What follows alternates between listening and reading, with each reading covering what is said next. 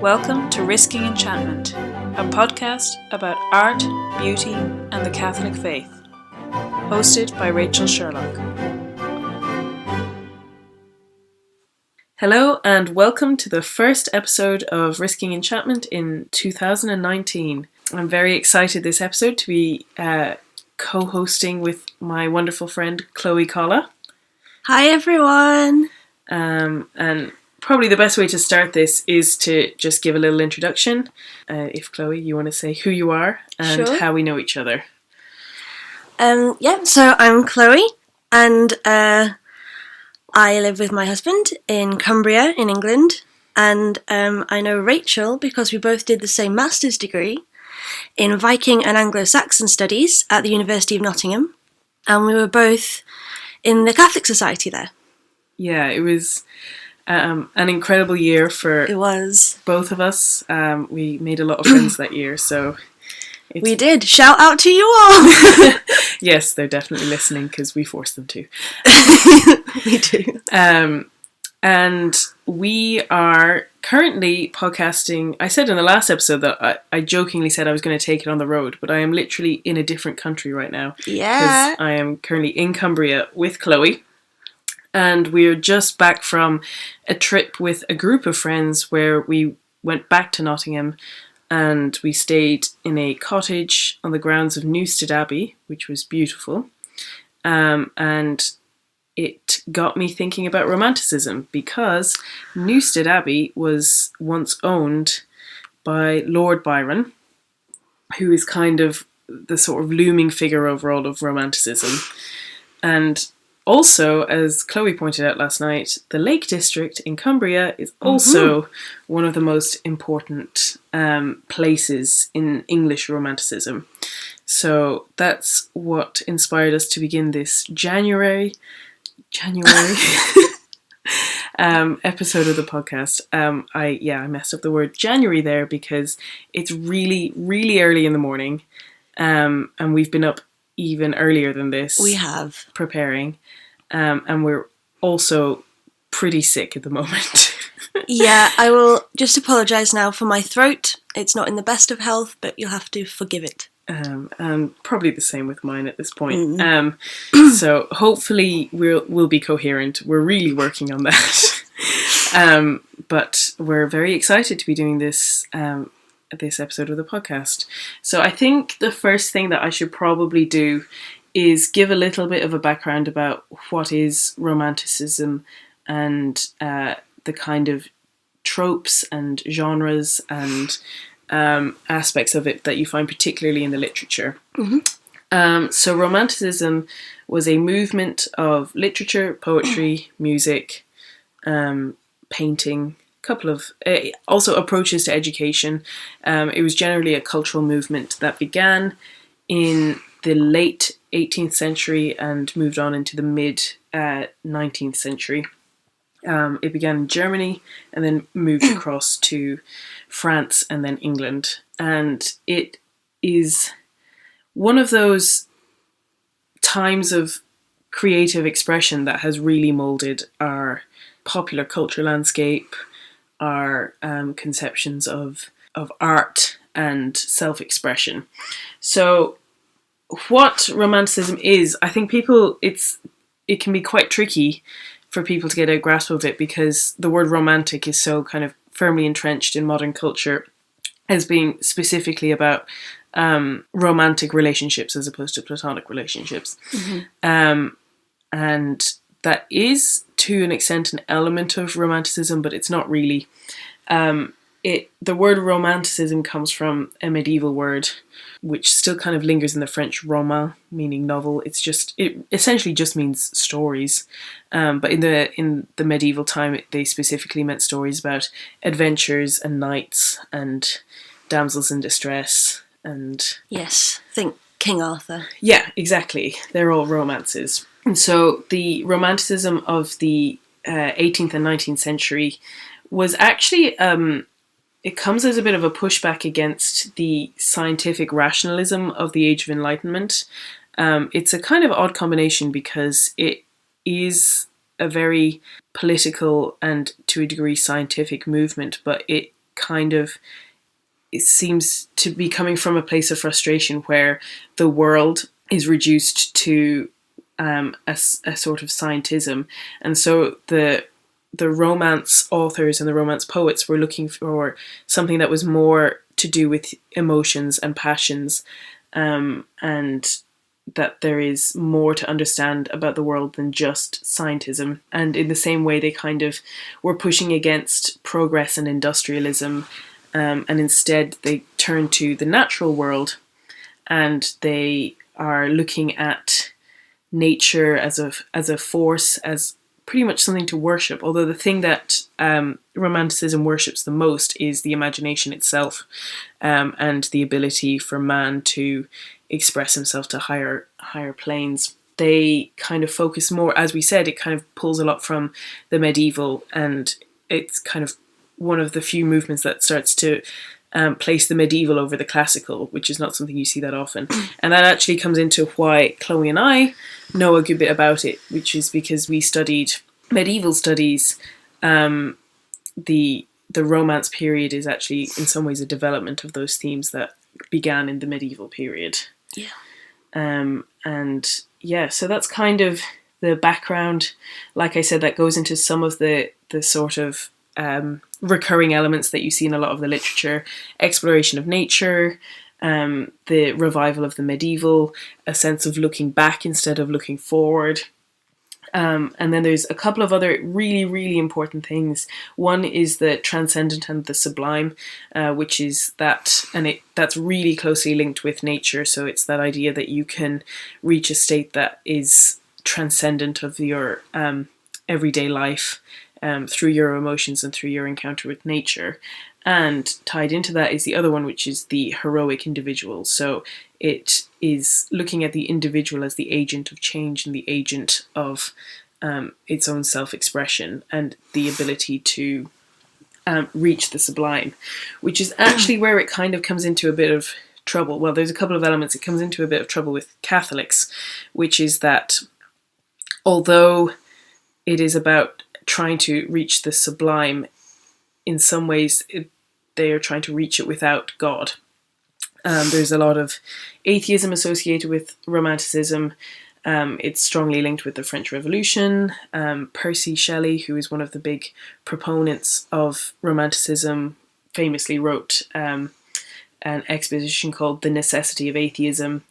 And weirdly, I was reading recently, which I found really interesting, one of the reasons why it kind of came into conflict with the church was that its desire to move away from reason, which is what I was saying about the scientism earlier, and that John Henry Newman, or Blessed John Henry Newman at the time, was concurrent with this, and he was fighting against it because he was working a lot to show how the church can stand on its own reason, and that knowing God, or knowing a sense of spirit, or the supernatural, was not just about your feelings.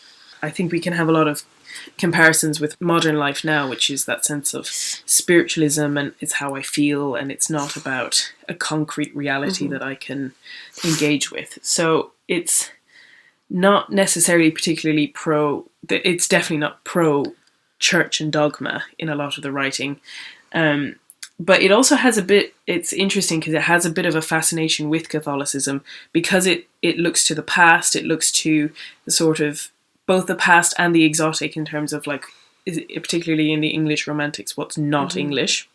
So it looks to continental Europe, and there's a lot of Catholicism there, to the past, which is a lot of Catholicism there, and it, in a way, it almost fetishizes the elements of Catholicism. Yes, sometimes quite viscerally. Yeah, they kind of go in for a lot of gore, and a lot of sacrilegious description. Yeah. So, to put it mildly. Yeah.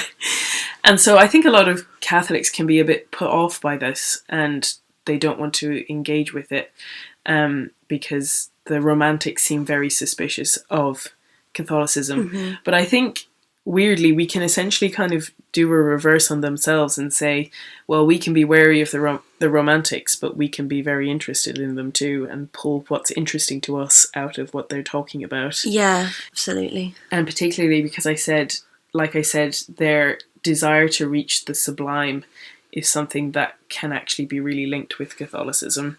And so there's a lot that we can learn.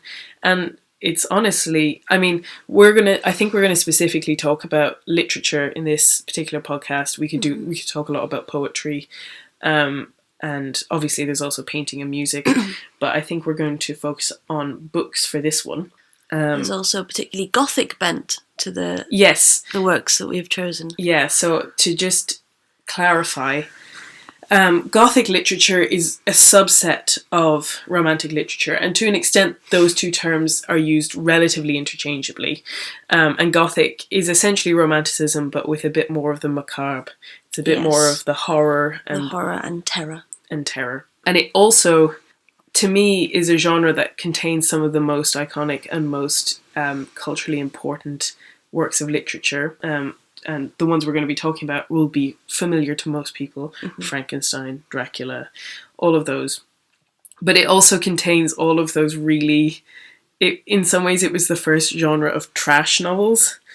You get that in Jane Austen, where you see all of these young women reading what is considered trashy Gothic novels at the time, and they're all about damsels in distress who get kidnapped by evil and looming dark men and brought off to creepy castles. Where they fall down trapdoors and were met by vampires. Exactly. That kind of business. So it's a fun kind of genre because it encapsulates those two elements. Yeah, I'm an absolute sucker for the Gothic novels. They're brilliant. I really don't think I've read enough of the trashy stuff, though, to be fair.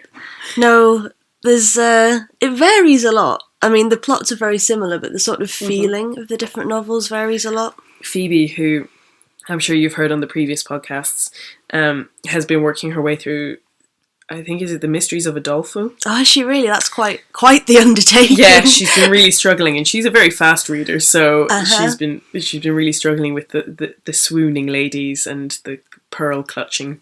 That's kind of all they do. Yeah. Much.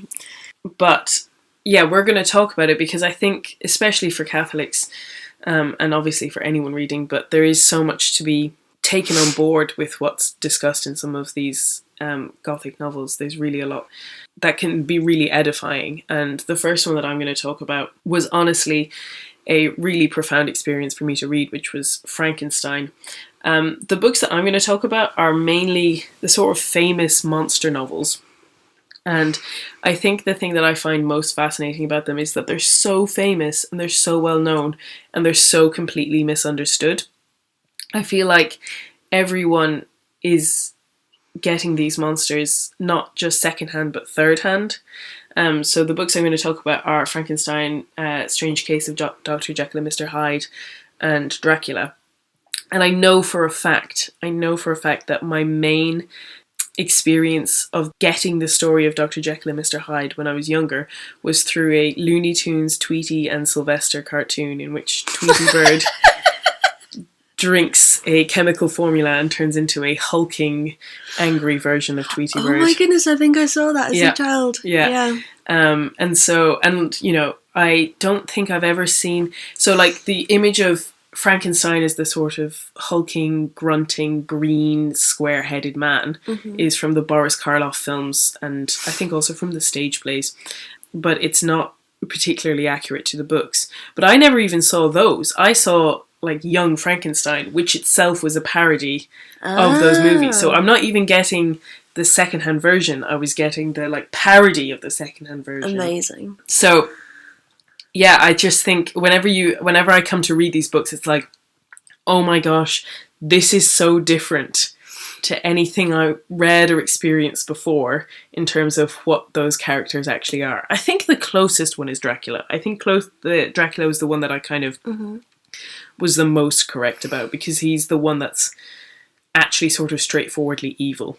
But even still, I was kind of really blown away by Dracula. But I'm going to talk about Frankenstein first, because that was, I studied it in university as part of a class on Romantic literature, so that's very convenient.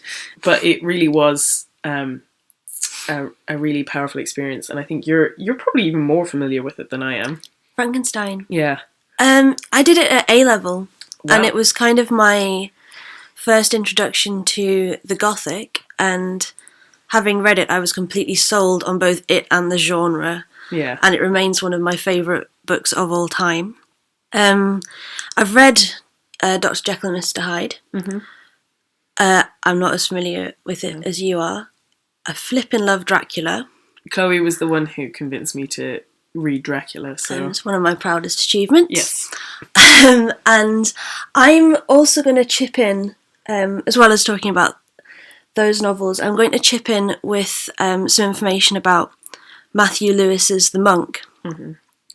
And the villain of that piece, although not actually a monster, is sufficiently monstrous to be tied in with Frankenstein's monster and Dracula. Yeah. I think what's so interesting about monsters in Romantic literature is the fact that they focus so much on the heroic individual and how that can be both a really good thing or a really bad thing. Mm-hmm. The interesting thing about Mary Shelley is that she is part of a sort of lineage. She's the sort of ultra romantic. Both of her parents, is it William Godwin? Yeah, sorry. And Mary Wollstonecraft were early figures who kind of paved the way for Romanticism and were early political figures. And then she was married to Percy Bysshe Shelley, who was, again, like I said earlier, one of the most important figures in it. But in some ways, I think she is the one that has the greatest legacy, in that Frankenstein is so ubiquitous still. Yes. But I don't know enough about her own stance on politics and morality and religion. But I do know that Frankenstein is a specifically moral book. In the preface at the beginning, she talks about not being disinterested in the morals and the way that her readers experience this story. Mm-hmm. And even within her books, they sort of, a lot of Gothic novels work this way, but there's a framing device where it's a story being told by someone who's telling a story, by someone who's telling a story. Mm-hmm. And at almost every stage, the person telling the story says, I'm only telling you this so that you can learn and you can make better choices than I did. So the thing that I wanted to pull out about Frankenstein is the nature of the monster and how it is kind of emblematic of what happens when you don't have a just, a good, or a merciful God. Mm-hmm. And I'm just going to take a look at my notes here because I definitely have some quotes pulled out. Yeah, so like Victor Frankenstein creates his monster and essentially immediately abandons it. And when the monster eventually finds him, they have this like deep conversation, but Victor Frankenstein is unable to bring himself to either love or show mercy to his own creation. And there's this horrible sense that the second he creates the monster, he's in this spiral where he can't make any more good decisions because he's already created something out of his own ego and out of the monster itself is an odd combination of Victor Frankenstein's ego to say that he can create something to make this advancement in scientific discovery, but also the fact that he makes it out of like dead and festering body parts that he combines them together to make something new. So there is something inherently broken about the monster itself, but in the story he doesn't begin as being angry and evil. No, not at all. He begins as being someone who's looking for love and looking for acceptance and just continually doesn't find it. It's very sort of childlike. Yeah, we do get the monster story where he shows how he learns how to speak and everything.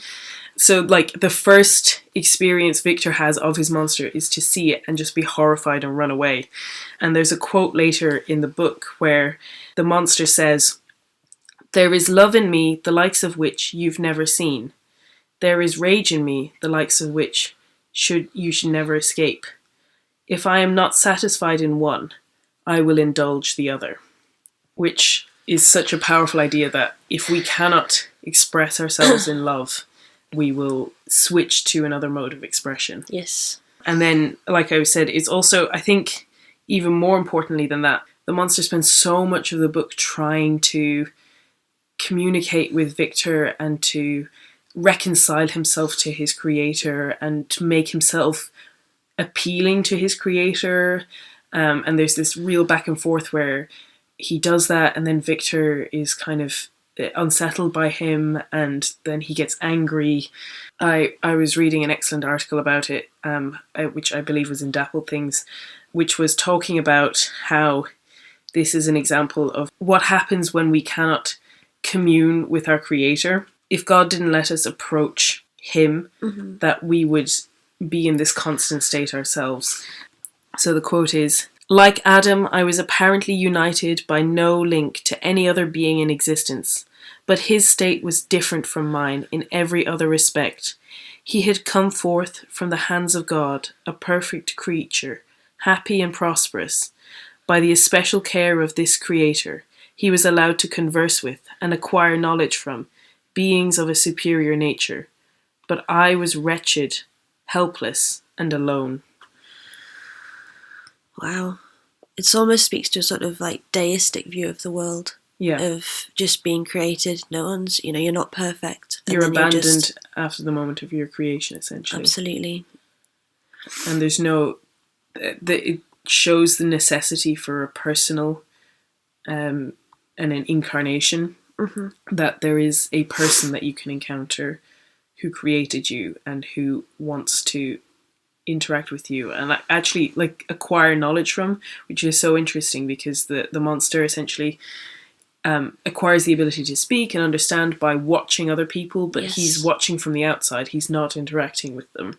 And it's sort of a heartbreaking watching from the outside as well, like where he's looking through this little window at this family, and he's described as the demon at the casement, like that's what he appears to be, and all he is trying to do is just learn how people love. And it's so heartbreaking because Mary Shelley really lets you linger with this family for a long time, and she just has the monster describe their daily life and how much he loves them and how much he esteems them and how much he wants to be a part of them.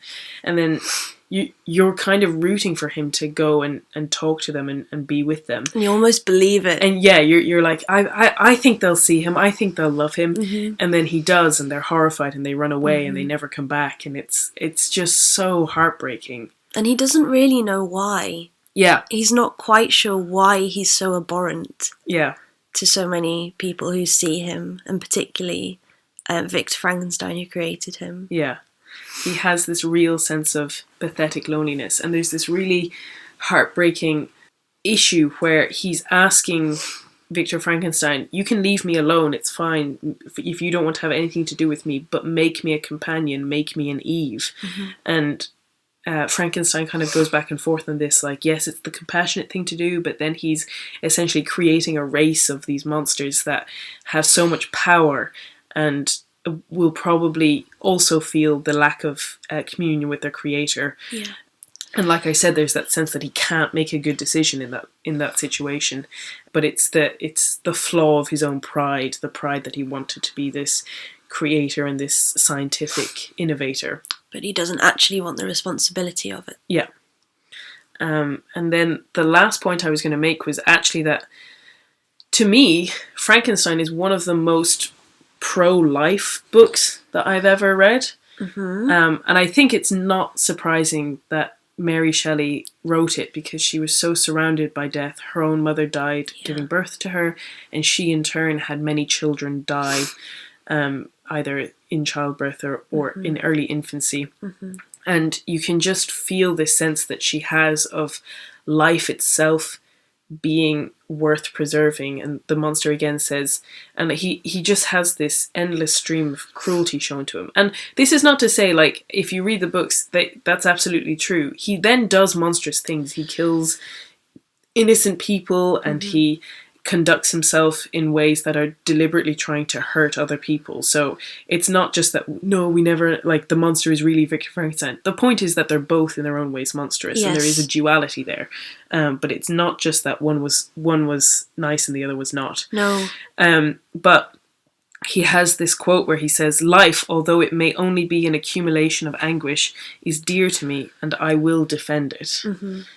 So that there is no situation that they get to that he says that life isn't important, and that even though it is only hardship, and even though it's difficult, and even though nobody loves me, I want to preserve my own life. Yes. And he goes to quite the extents to do that, even though you might even assume that he wouldn't really value his own life because nobody else does, but he does have that intrinsic knowledge of the value of life. And even Frankenstein, the Victor Frankenstein, they have this thing where they're trying to hunt down each other and potentially kill each other, but they never seem to actually be able to manage it. No. Or even bring themselves to want to manage it. Yes. Yeah, it's an incredible book, and I really enjoy it. I don't know if you have any other points that you'd like to bring up about it. Nope. Nope. Well, then I'm going to move on to Strange Case of Dr. Jekyll and Mr. Hyde. Okay. Because I think that's another really good example of a dual nature. Good link. Yeah, exactly. And like I said, for a long time, my only real knowledge of the story was from Looney Tunes cartoons or parodied versions. And I think it's very easy to dismiss the idea that the sort of conceit of the story, it's a man and he takes a potion and he becomes an evil man, and it allows him to do all his evil things. And in some ways that's become a fairly blasé notion. But there's a particular Catholic writer who was a staunch defender of Robert Louis Stevenson who wrote it, and the idea that it was more profound than people were willing to give it credence to. So there's a quote here where he says, "From time to time, those anonymous authorities in the newspapers who dismiss Stevenson with such languid grace will say that there is something quite cheap and obvious about the idea that one man is really two men and can be divided into the evil and the good. Unfortunately for them, that does not happen to be the idea. The real stab of the story is not the discovery that one man is two men, but in the discovery that the two men are one man. After all the diverse wandering and warring of those two incompatible beings, there is still one man born and one man buried. Jekyll and Hyde have become a proverb and a joke, but only it is a proverb read backwards and a joke nobody really sees. The point of the story is not that man can cut himself off from his conscience, but that he cannot." Well, that was very well expressed, Rachel. Who was it who wrote that then? That was Chesterton. Shocking! And yeah, to me that's the real intrigue. That in some ways we all believe that a truly evil bent within ourselves would be incompatible with the good part of ourselves, but that's not true. And I think my favourite quote, the one that I love coming back to for this story, is a quote where Jekyll says, after becoming Hyde and after allowing himself, and for those who don't know the story, essentially he has created this compound that he takes, which transforms him into Hyde and allows him to indulge in all of the illicit activities that his conscience was stopping him from doing. But essentially he kind of hopes that by being a different person, it won't impact his good side. Yes. But it becomes harder and harder. And he has this quote, "I sat in the sun on a bench, the animal within me licking the chops of memory, the spiritual side a little drowsed, promising subsequent penitence, but not yet moved to begin." Yes, it's the notion of trying to entirely separate the good parts of you from the bad parts of you, which is what he tries to do. Yeah. And, spoiler, it doesn't work. Yeah. It's really interesting. It shows that kind of the sense that the more we indulge in evil, the less we are able to separate ourselves from it or to pull away from it. And that to me, that kind of almost reeks of Ichadia, the spiritual side of me a little drowsed. That we're numbing our spiritual side the more we indulge in evil, that we can less recognise what we are doing, we are less able to separate ourselves from what it is, and we're less able to move ourselves, like it says, to move to begin penitence. Yes. Yeah.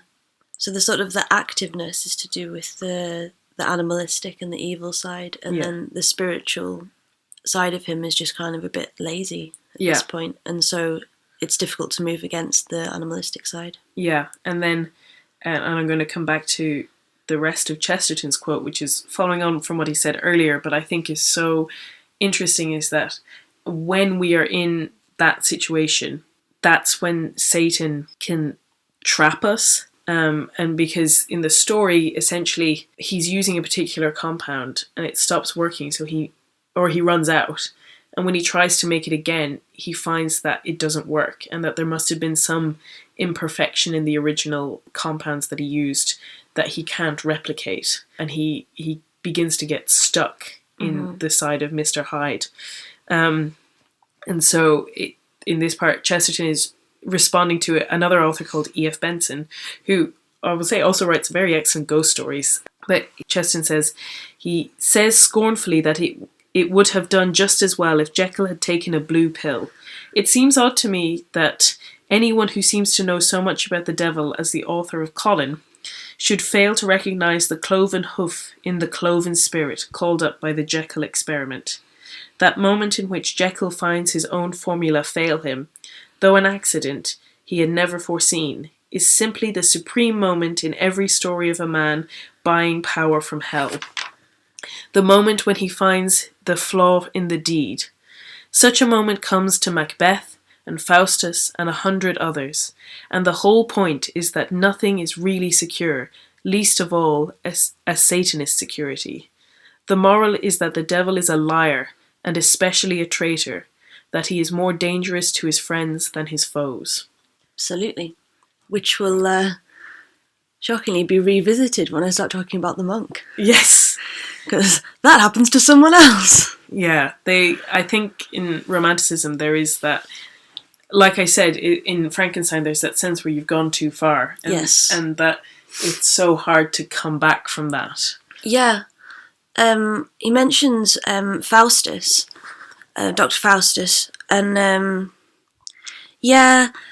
there's always this sort of slightly lame aspect to a bargain with the devil when someone, is willing to sell their soul for something kind of naff. Yeah. And it's never like, eternal glory or power or anything. And then in Faustus's case, he asks for 24 years to, go around the world, do what he likes. But it is 24 years. And he never sort of thinks, what about when I get to the end of the 24 years? I wonder what will happen then. Yeah. He just sort of ploughs on sort of blindly. And again here, he never thinks, what if I can't make this compound again? Yeah. Or in Frankenstein, it's so baffling when you're reading it that he literally never thinks about what happens in the 1 minute after he creates life. Mm-hmm. He's so blinkered about I could physically do this, mm-hmm. that he never thinks, okay, and then when you do, what happens? Mm.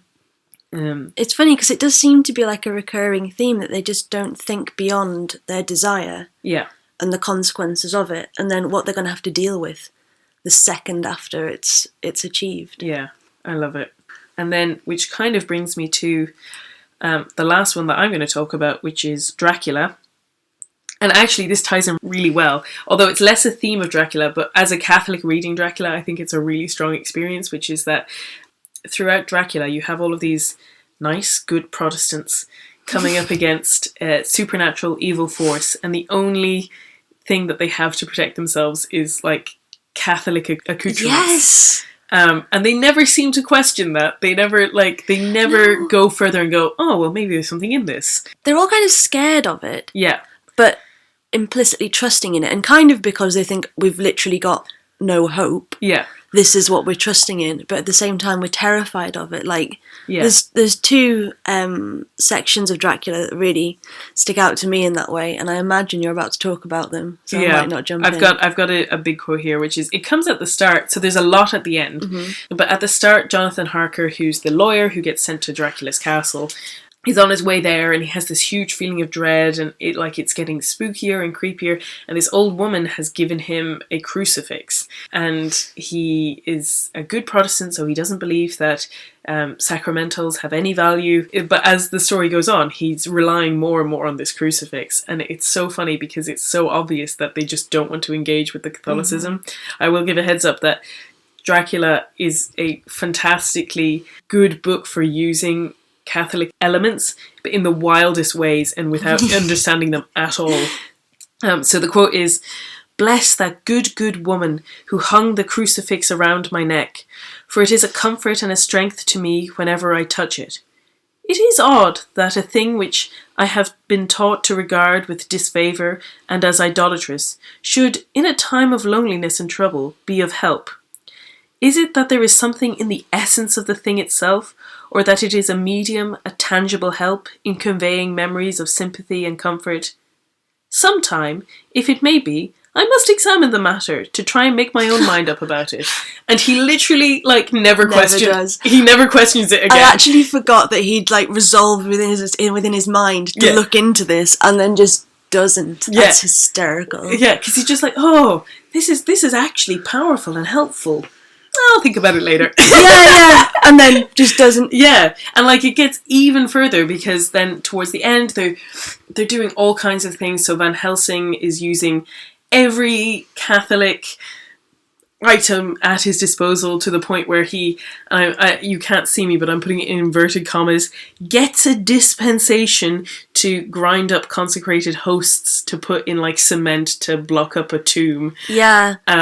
Which, I think, as far as I know, Bram Stoker was married to a Catholic, and I don't know whether she would have been able to give him a bit more information. Also, you know the story better than I do, so please correct me if I'm wrong. Mm-hmm. Am I wrong in thinking that, the way Van Helsing keeps leaving? Yeah. Is that because Stoker thinks that he has to go all the way back to, is it the Netherlands? To get a consecrated host? I've literally never thought of that. Because he keeps leaving to go back home. He does, He has to, travel abroad, and then he comes back with this special consecrated host. And I'm is that just, a consecrated host that you could get at any Catholic church? Maybe he needed to go home to get his, and I say, again in inverted commas, special dispensation. But, yeah. That would be hysterical. And I think it's probably the right answer, actually. Because he does just keep going. And it's at the most infuriating times. Well, everything's ticking along. Van Helsing's here. Oh, we're in mortal peril. Oh, he's gone. Yeah. Yes. And he's left these sort of slightly floundering but well-meaning people to try and deal with stuff. Yeah. But I think, honestly, I find it quite endearing. I really enjoy it. I love it. I absolutely really love it. But, like I said, none of them ever seem to have that moment where they go, oh, well, then maybe this has some truth in it. And maybe it's because it's in a story about supernatural things. But in Dracula, there is that sense that there is a real presence of evil, that evil has a supernatural element, and that the only thing that can counteract this is the supernatural transcendent element of Catholicism. I think it's sort of true within people generally, though. Yeah. I know you see it in films and you read it in books, but I'd be willing to bet if someone thought that their house was haunted, they wouldn't go to the Baptist church down the road. No. They would try and get hold of a Catholic priest because they've seen The Exorcist and they've seen all this stuff. In fact, I think we're big fans of the Fountains of Carrots podcast, and they had Eleanor Nicholson on, who has recently written, and I got it for my birthday. It's on my bedstand. I cannot wait to read it. It's a book called A Bloody Habit, which is about a Dominican monk who's also a vampire slayer. And I think it was the author's dream to sort of put to right the sort of erroneous Catholic elements of the Dracula story. Amazing. So I'm so excited to read that. But I think she says that as well. You don't call Pastor John, you get the Catholic priest with his holy water and his power of Christ compels you. Absolutely. And I think that's a really important point. And I think it's also an important point why you should read these books, because I think there's two dangers at the moment, and we do need to be wary of both of them. There's a tendency to say that there isn't a supernatural evil, and that there isn't a need to have a religion that extends beyond maybe a personal relationship with Jesus and a few kind of private interior prayers, but that we're the church militant, and that there is a war going on. It's a war that we can't see, and that we have to engage with it, and that Catholicism has the equipment to do that. But on the other hand, and which is a real problem with the romantic movement of the time, which is that sense of dabbling in spiritualism and occultism and becoming sort of obsessed with it and going too far the other side. But like we said, if you're reading these stories carefully, you're seeing that those kinds of decisions can put you into a position where you can't make a good decision. Now, obviously, as Catholics, we believe that everyone has an opportunity for redemption and anyone can come back and receive reconciliation from God. But there is a chain of events that can feel very inescapable. Mm-hmm. And Dracula is kind of, in some ways, the zenith of this Catholic idea. I was reading an excellent article from Karen Ullo, who's another Catholic author who has written a vampire book, but this was in Dapple Things. I think the article was called The Catholicity of Monsters. And sounds up your street. Yeah, I know, it's really up my street. But she was saying that about Dracula and being the kind of number one example of this, and that vampires are engaging in an anti-sacrifice and an anti-Eucharist. Vampires do what Catholics do. They drink blood in order to achieve eternal life. Dracula, who is the apocalyptic Antichrist, who comes to collect souls and set them up an alternative eternity to that promised in the New Testament. Yeah. And she was then making the point that it's important that Mina Harker, Jonathan Harker's wife, is the one who kind of takes on the Christ role. Now she's forced into it because Dracula starts drinking her blood, but that she has that sense of sacrificing herself and for the good and doing it out of love and not hate. Yes, I'm a big fan of Mina. I've had many the argument with people who think she's just a husband's secretary. She's so much more than that. I know. I fly the flag for Mina. Well, since Dracula is setting people up for an alternative eternity, and I've been speaking for what feels like an eternity, perhaps, Chloe, you'd like to jump in with your excellent recommendations. Well, now is the moment to lower your standards, but here we go.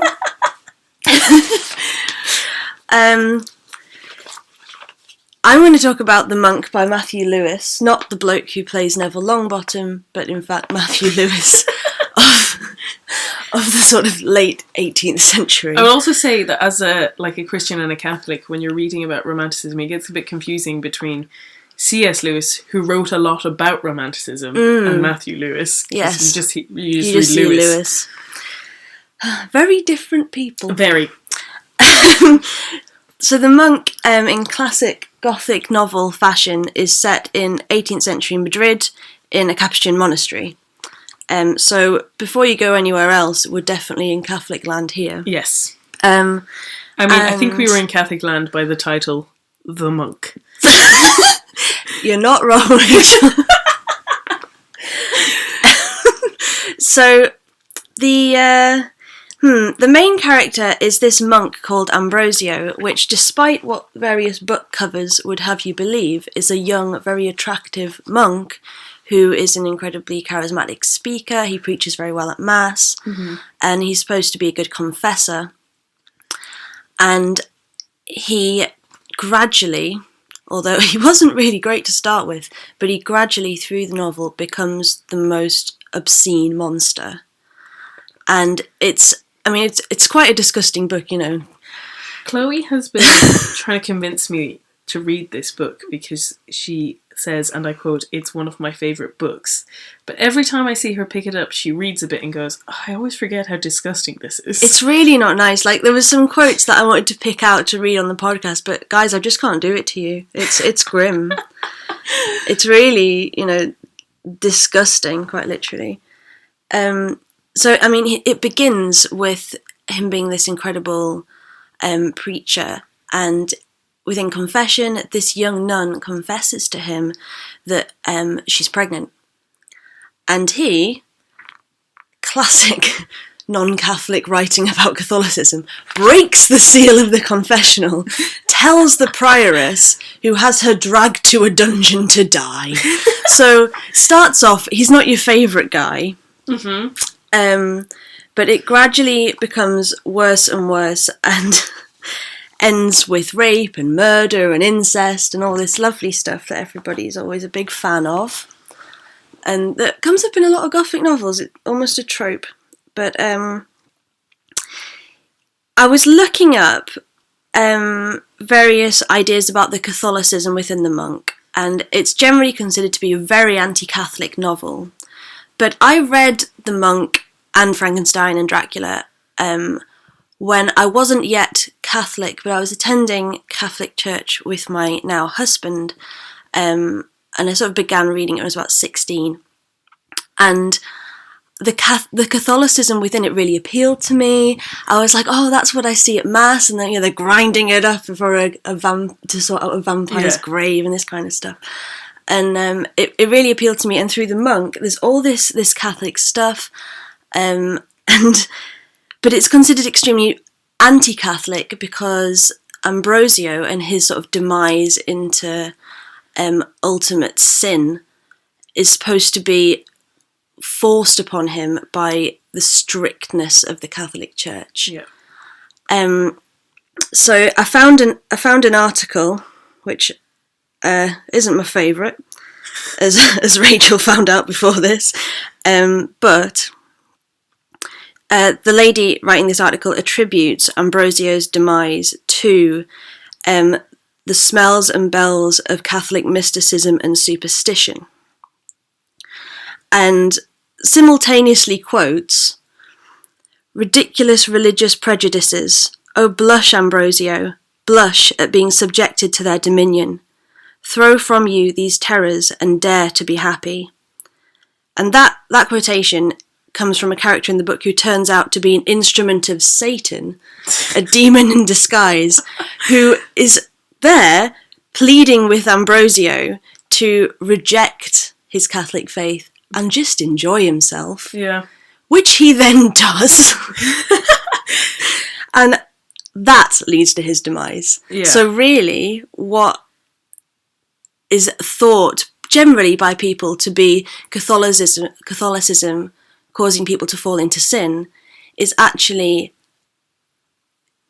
either Catholicism usurped into something very authoritarian in the worst way. So there's a prioress who uses Catholicism to exact her own cruelty upon people and says, I'm allowed to do this because I'm the prioress, and this is what the Catholic Church says, therefore I'll condemn you to death and you can be crushed and all this stuff. Yeah.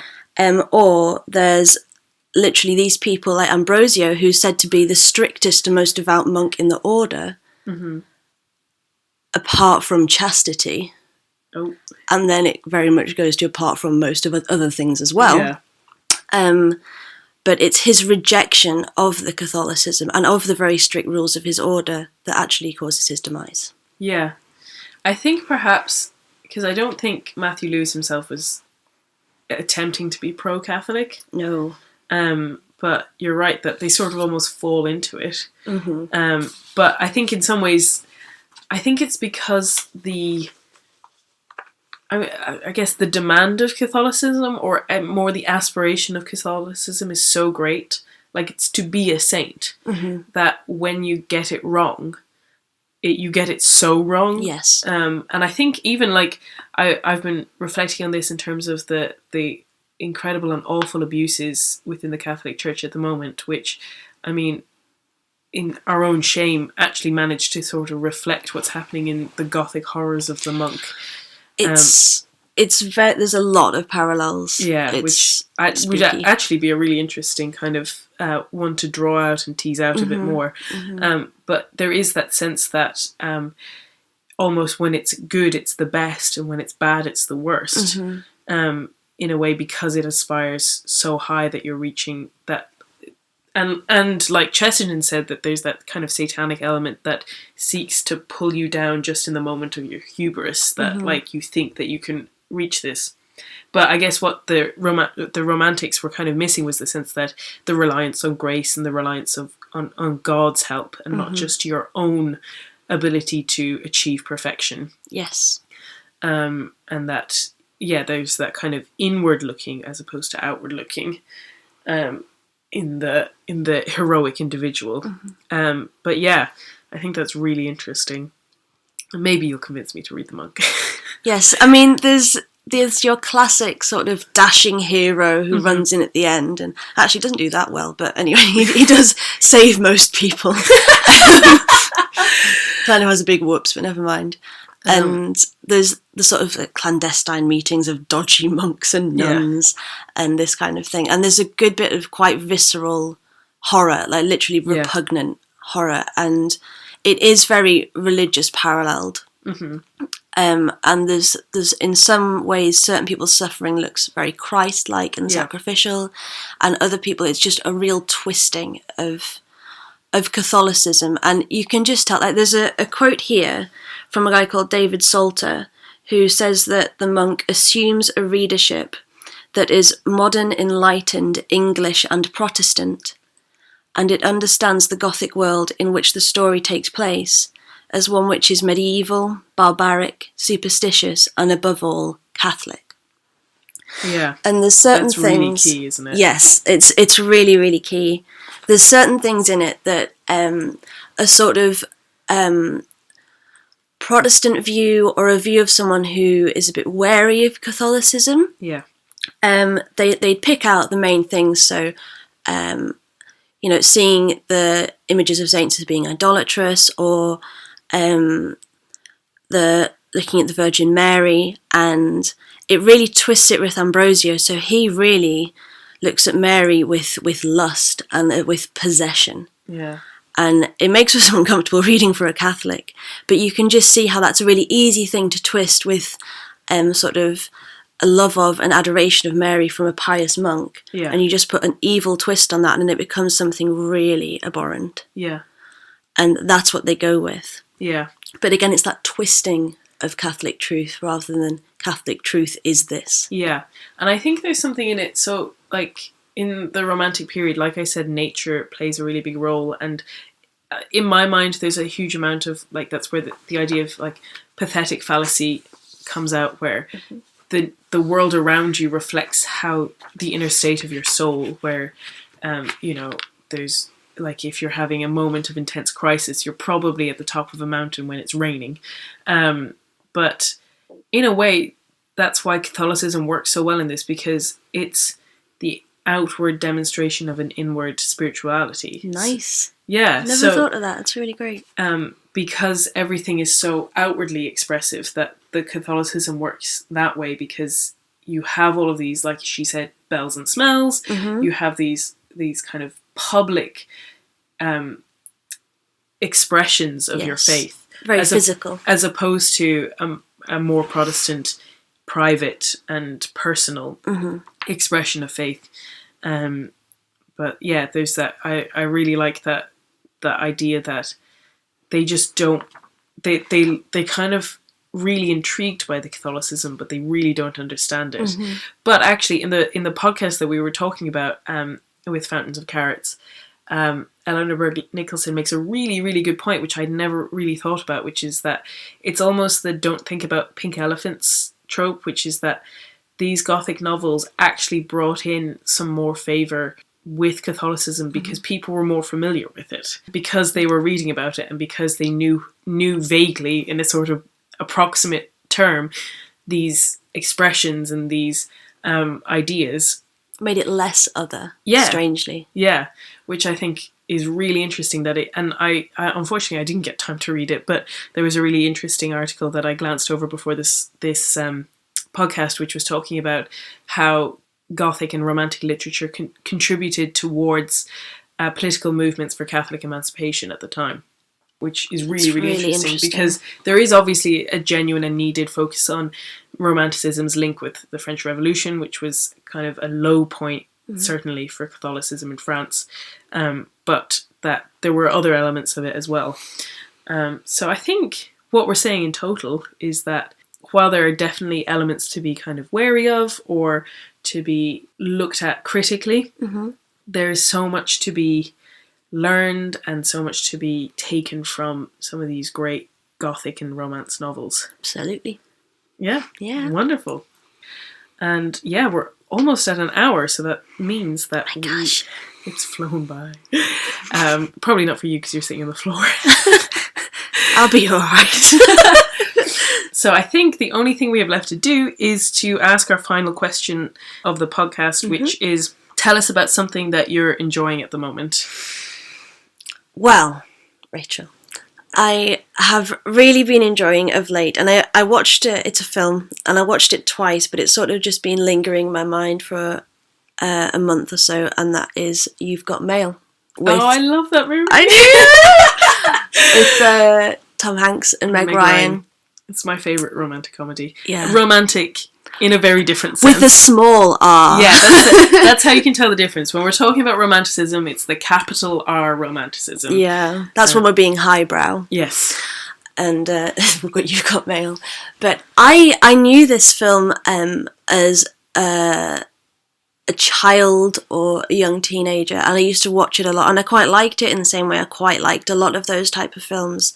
But then I watched it again recently, and I really appreciated so much more about it. Like, it's shot just beautifully. It's really artistic in the way it's shot, and you don't often get that with like rom-com movies. Yeah.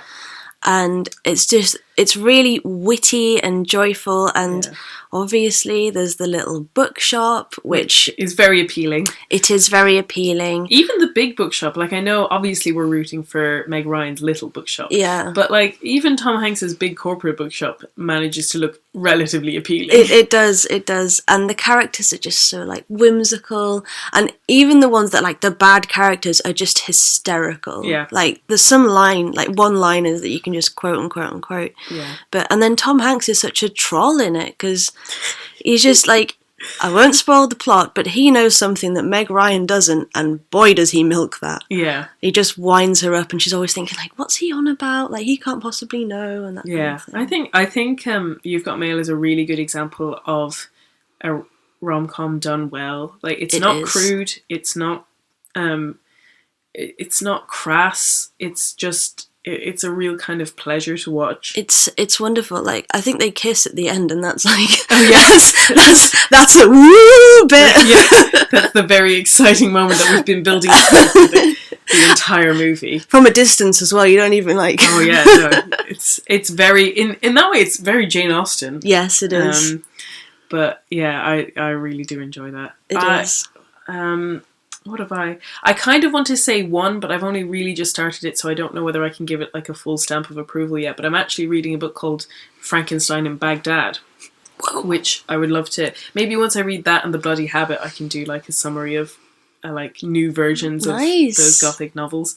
But if we're talking about one that I'm actually a good bit of the way through, I am almost, after 2 months of listening, I'm almost halfway through the audiobook of The Count of Monte Cristo.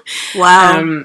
It's 52 hours long, and I'm not actually I don't have a long commute, so I kind of struggle with the longer books, but I am really enjoying it, and it'll be interesting to see for me. I actually, for one of those really, really famous stories that everyone seems to know, The Count of Monte Cristo, I really didn't know anything about. I knew it was a revenge plot, and I knew there was something about prison, but that was literally it. So I'm really excited to see where it goes, because it's one of the few times, with most kind of classic novels, I may not have read them, but I'll know the kind of story arc. Yeah. But this one I really don't know where it's going, and I'm really excited to find out. But I see I've still 27 more hours to go, so I don't know whether I'll have it finished anytime soon, but I am really enjoying it. Awesome. Brilliant. And I think it's time to round up. I will say that we are recording this on the 3rd of January, which means that it is Tolkien's birthday. So I would recommend everyone go, I don't know, read some of The Hobbit, or, you know, watch some Lord of the Rings, or anything that you like, but, you know. I've still got my Tolkien's Letters to Father Christmas out on the dresser, so we could have a little dip into that. That's an excellent idea. I'm hoping to have this podcast up shortly. Obviously, it won't actually be out on his birthday, but whatever day you're listening to it, it's a special Tolkien day for us, so go for it. Hey! And other than that, I think the only thing left to say is goodbye! Bye!